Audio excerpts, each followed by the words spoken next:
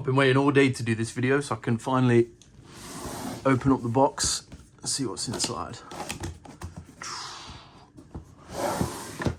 Looks like it's ripped a bit on the front actually. It did come in bubble wrap and some like shipping wrap as well. I think that's why it might be a little bit damaged, but overall looks good condition.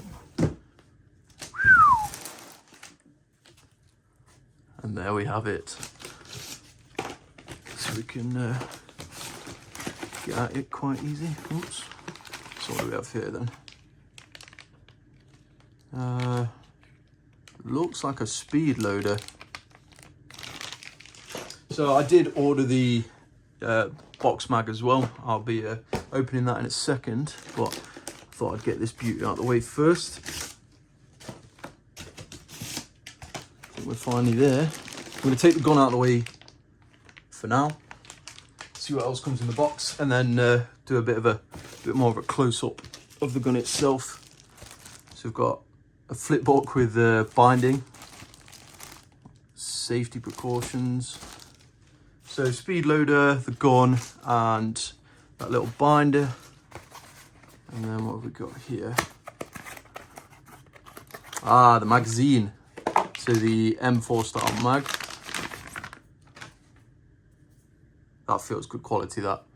Although this is a lightweight gun, and I'm going to say this is quite heavy, so I think half the weight of this box has come from this magazine. So this is obviously just a gas reservoir.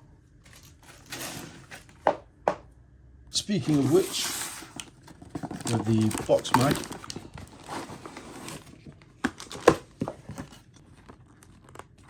So just how to use, you know, how to use manual, and then the magazine itself.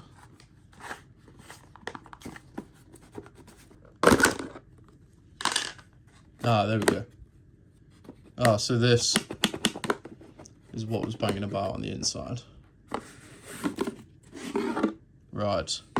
The packaging came with this and that. So out of them, I might be able to space this out a bit better. Stop that from rattling around, because that is very unfortunate. And then obviously you get the ammo belt and the tube for the gas. I think my plan is with these, I'll get some, I think I've seen it on Etsy. They do real bullets, so the casings, you know, on a real ammo belt. So I think I'll be buying those, and then obviously I'll have to put that little notch in. Yeah, so that's the two sort of gas reserves. Just for anyone who's interested, this is the operator's manual for the gun. It's a very, the front's card, feels really nice. The binder on the side is nice.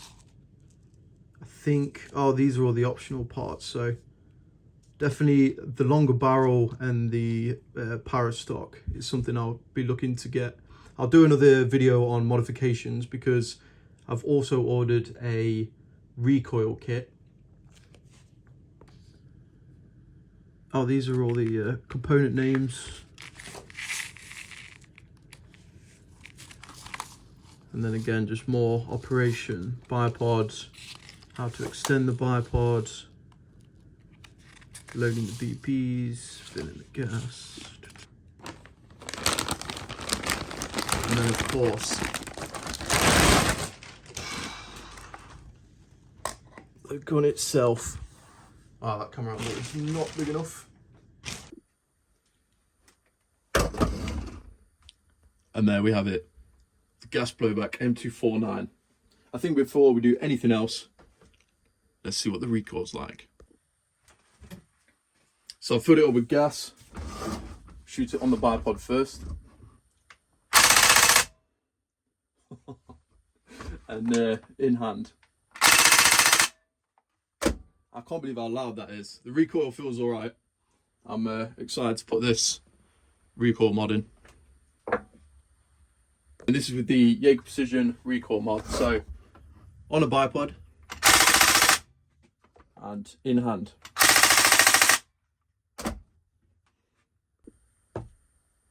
And then to change that, simply with the magazine out,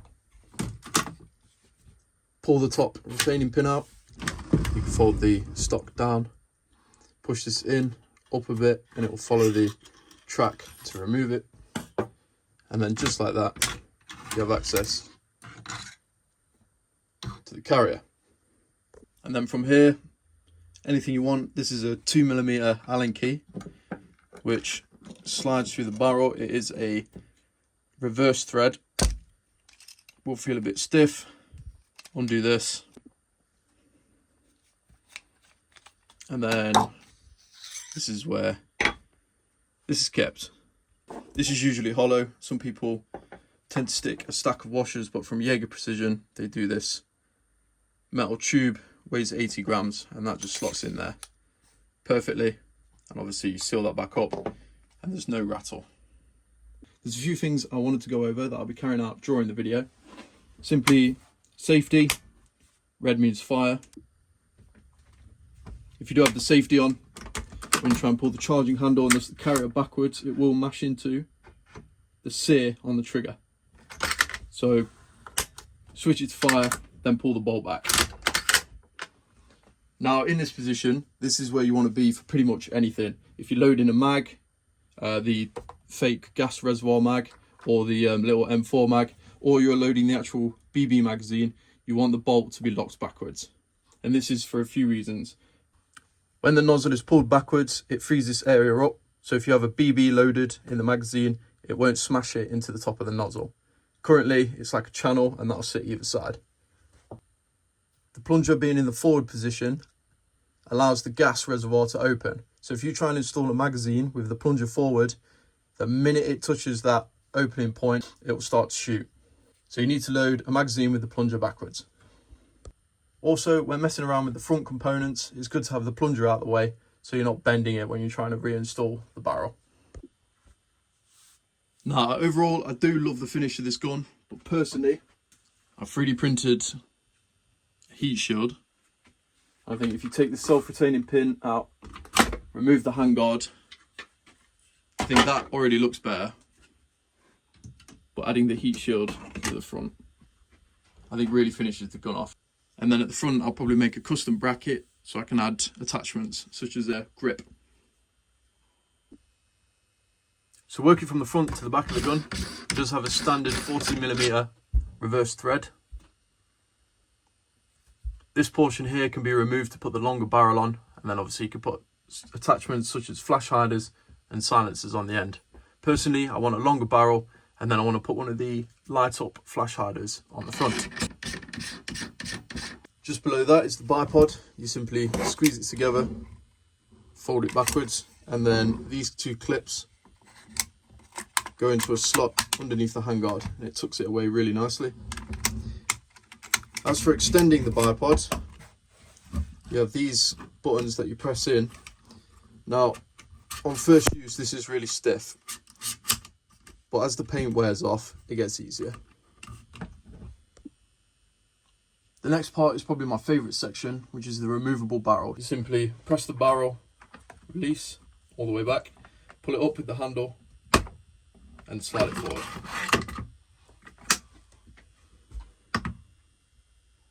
And then this is also where you can adjust your hop up. And then again to reverse, slide it back and push down, just like that. As I've seen before, the gun does have a steel carrying handle, and you simply push it backwards and rotate. It only has two positions, down or up, as you saw before. I am tempted to add another notch because I think it would look cool with the handle off to the side. On the right hand side, we have the charging handle, which as you pull backwards opens a plate, and then has this to cover the gap. And then on the left hand side, you'll find the dummy rounds and the safety. So it has a nice little red line around the outside to show that you're in fire mode, or you can push it through for safety. Towards the back is a plastic stock. It does feel quite solid, but then at the same time the finish on it does look a little cheap. But personally I want to swap this out for the power stock anyway, along with the grip. Towards the top, the gun does have both front and rear iron sights where you can adjust left and right and the elevation. As you can see, this is done by winding this left and right and that cam up and down. Now moving into the gun, you simply press these two at the back and the spring will do most of the work, and then it will lock up with this at the front, which you can simply release and push shut. With this open, you'll get access to the carrier, the wiggler, and this is where you can load the dummy rounds. This is also where you can remove the magazine by simply pushing down and allowing it to drop out. Some people don't like this method, but I think it's brilliant because instead of carrying around loads of ammo boxes, you can just carry these around, and you can probably get, what, 10 to 20 of these in a pouch. It does go up to 175 rounds, but it is recommended, even in the instruction manual, to only fill it to 100. One thing I did want to note is, straight out of the box, there's a lot of grease and there's a lot of stiff parts. So I'm presuming because of the painted aluminium surface, it's like rubbing sandpaper together. So anywhere where there's contact surfaces, there's a lot of grease. And then stuff like the bipod, as mentioned, sometimes getting the gas tube out, and especially the magazine. With the magazine, when you press the release, there's no feedback that it's working. Other than that, other than the slight chance it makes a clicking sound on the occasion.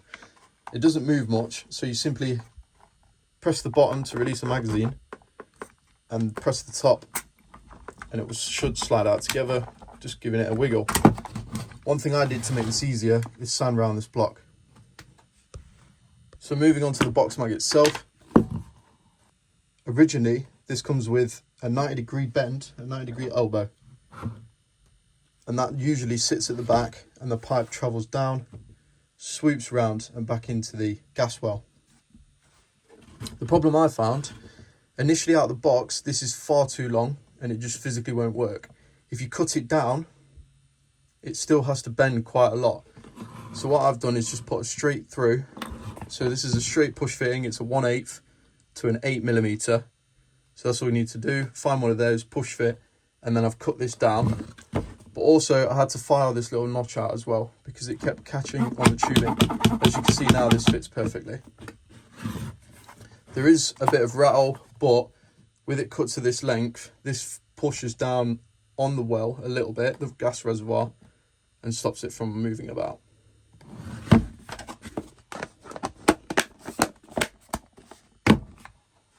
So as for the finish, does the job. I did have to drill that out a little bit, but I have ordered a cover off Etsy for this, a multi-cam cover.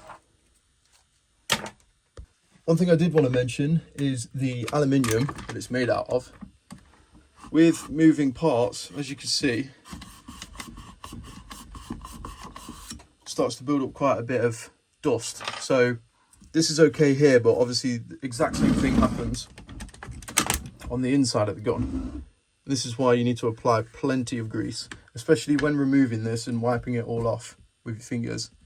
It needs to be reapplied. Otherwise, this will end up with increased wear. So I'd say that covers just about everything for a basic introduction. Anything you want to see, please drop me a comment and I'll try and address it in a separate video. I will be doing a takedown, so a field strip, in a separate video. And then from there, I might do a video on modifications and stuff like that. Just to summarize it up, I think it's an excellent gun that isn't refined very well. So there's a few things here and there, such as the stiffness, the wearing. I've not really used this, out in the field. It's just been for messing about with, and it's already some of the paint's coming off and stuff like that. The stiffness out of the box, again, it is stiff, but as you use it, it does sort of break it in. So I don't think that'll be a problem later down the line. The gas reservoir is great. Does last, I think, about 400 rounds or something like that. And personally, I love the magazine option and the way that that works. I think that's great. But yeah, thank you for watching, and here's some sounds as an outro.